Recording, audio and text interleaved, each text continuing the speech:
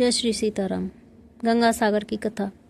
सारे तीर्थ बार बार, गंगा सागर एक बार। गंगा सागर एक प्रसिद्ध तीर्थ स्थान है जिसका पौराणिक काल से बहुत महत्व है। गंगा सागर वो स्थान है जहाँ गंगा नदी बंगाल की खाड़ी में समुद्र से मिलती है। कहा जाता है कि सभी तीर्थों की यात्रा का फल तब तक नहीं मिलता जब तक आप गंगा सागर नहीं जाते। मकर संक्रांति के दिन गंगा सागर में स्नान दान का सर्वाधिक महत्व बताया गया है। सारे तीर्थ बार बार, गंगा सागर एक बार। इस कहावत के पीछे दो कारण बताए जाते हैं। पहला, गंगा सागर को महातीर्थ कहा गया है क्योंकि माना गया है कि सारे तीर्थों का फल गंगा सागर आने से मिल जाता है। ये वो स्थान है जहाँ पर गंगा नदी के स्पर्श से राजा सागर के 60,000 पुत्रों को मुक्ति मिली। इसलिए कई श्रद्धालु लोग यहाँ आकर अपने पितरों का श्राद्ध, तर्पण व पिंडदान करते हैं और पूर्वजों की मुक्ति की कामना करते हैं। इस कारण से लोग एक बार तो गंगा सागर की यात्रा जरूर करना चाहते हैं।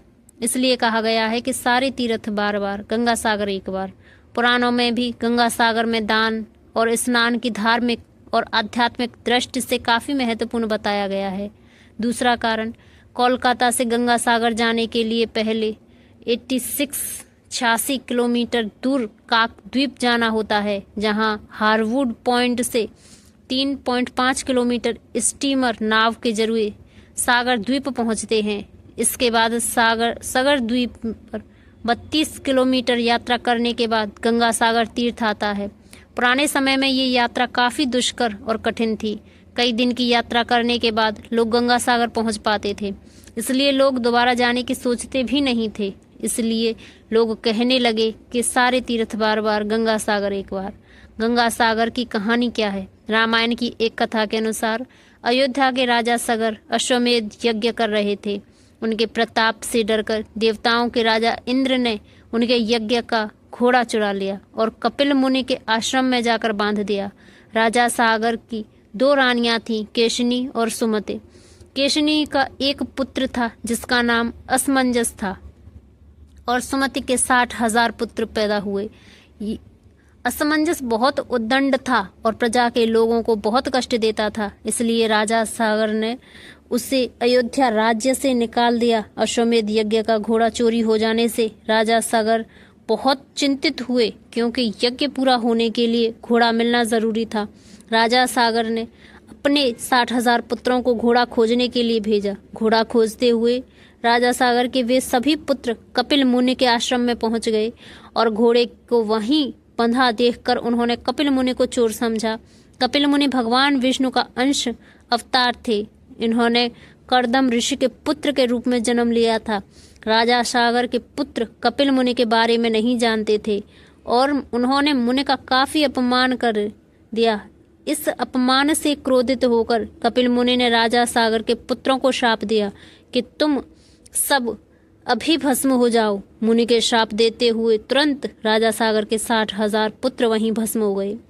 जब काफी समय बाद राजा सागर के पुत्र वापस नहीं आए तो उन्होंने अपने पौत्र अंशुमन, जो कि असमंजस का पुत्र था, अपने चाचाओं का पता लगाने के लिए भेजा। अंशुमन भी खोजते खोजते कपिल मुनि के आश्रम पहुंच गया। वहां अब उसने यज्ञ का घोड़ा और हजारों की संख्या में अस्थि पिंजर और राख देखी तो वे समझ गया कि क्या हुआ है। अंशुमन ने कपिल मुनि की स्तुति की और कृपा की प्रार्थना की। कपिल मुनि ने प्रसन्न होकर आंखें खोली। उन्होंने अंशुमन को अश्वमेध यज्ञ का घोड़ा ले जाने दिया और बताया कि अगर राजा सागर का कोई वंशज उस स्थान पर गंगा जी को ले आए तो उसके चाचाओं को मोक्ष मिल जाएगा। अंशुमन घोड़ा लेकर अयोध्या वापस आ गया और राजा सागर ने यज्ञ पूरा किया। राजा सागर ने अगले 30,000 वर्षों तक राज्य किया। फिर वे अंशुमन को राज्य सौंपकर स्वर्ग से धार गए। अंशुमन ने गंगा जी को पृथ्वी पर लाने का बहुत प्रयास किया, लेकिन वो अपने जीवन में सफल नहीं हो पाया। अंशुमन के पुत्र दिलीप ने भी काफी तप किया, लेकिन वो भी गंगा को लाने में असफल रहे। राजा दिलीप के बाद उनके पुत्र भागीरथ अपने अथक प्रयास और घोर तप से गंगा को पृथ्वी पर लाने में सफल हुए। गंगा सागर कैसे जाएं? गंगा जी के आश्वासन दिया कि मैं पृथ्वी पर जरूर आऊंगी, परंतु जिस समय मैं स्वर्गलोक से पृथ्वी आऊंगी उस समय मेरे प्रवाह को रोकने के लिए कोई उपस्थित होना चाहिए। इसके लिए भागीरथ ने भगवान शिव के लिए तप करके प्रसन्न किया।